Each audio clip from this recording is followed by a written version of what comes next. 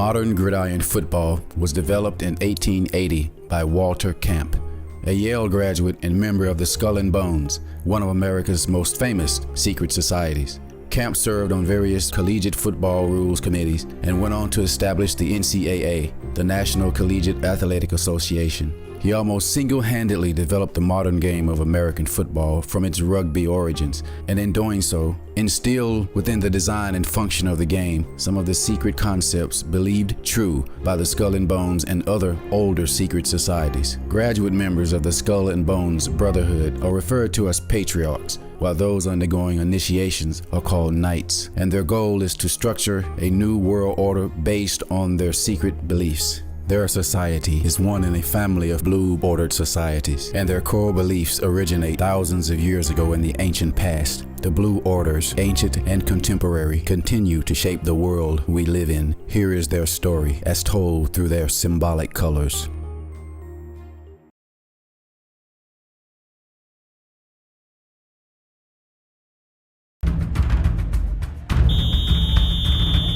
To begin our journey to understand the game's symbolic design, let's pull back the veil and analyze the sacred design of a football play and how it symbolizes the functions of an individual human being. In a football game, all activities take place on the field of play.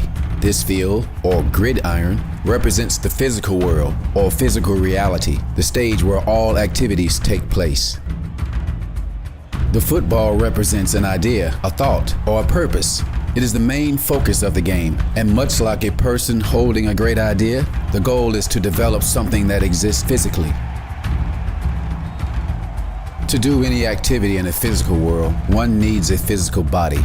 In football, this is represented by the offensive line at the line of scrimmage. They cannot move once a play is set, but the line is in possession of the football. As a conceptual symbol, their offensive line represents the physical body inside the reality of a football field.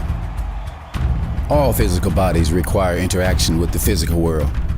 We have arms with hands and legs with feet, while in the reality on the football field, the positions of wide receiver, tight end, and running back serve a similar purpose. Symbolizing our arms and legs, these positions advance the ball by penetrating the outside world of the body, and thus move the ball down the field. As with physical life, there are obstacles to intentions and the implementation of ideas. In football, the defense serves as obstacle within the reality on the field. A symbol of right brain mental function, the defense is conscious instinct and driven by the formless red passion of the collective.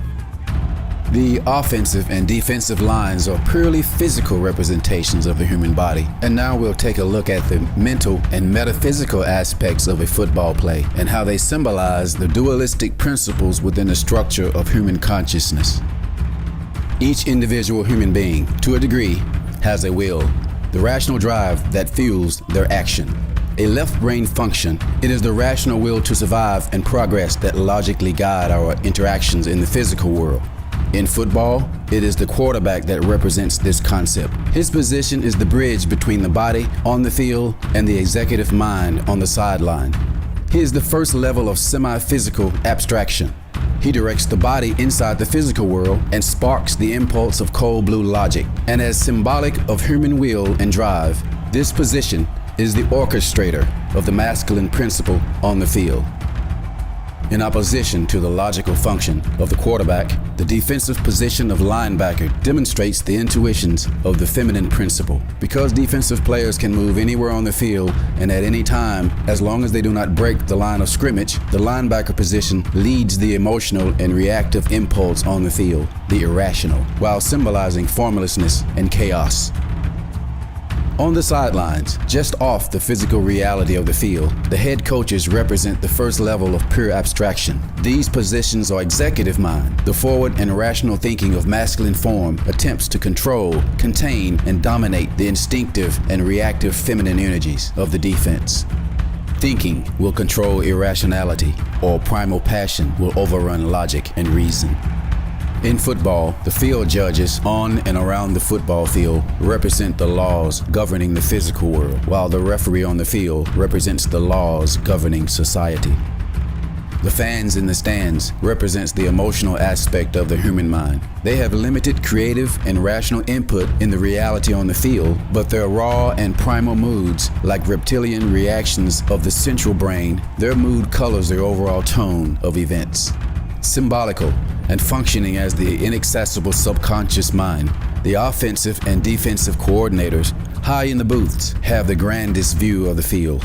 They are the game's most abstract participants and process the physical reality on the field through game plans and playbook, according to a pre-developed system of ideas. The coordinators send information and feedback down to the conscious mind, represented by the coaches on the field, who then use the information to influence their conscious choices on what plays to run.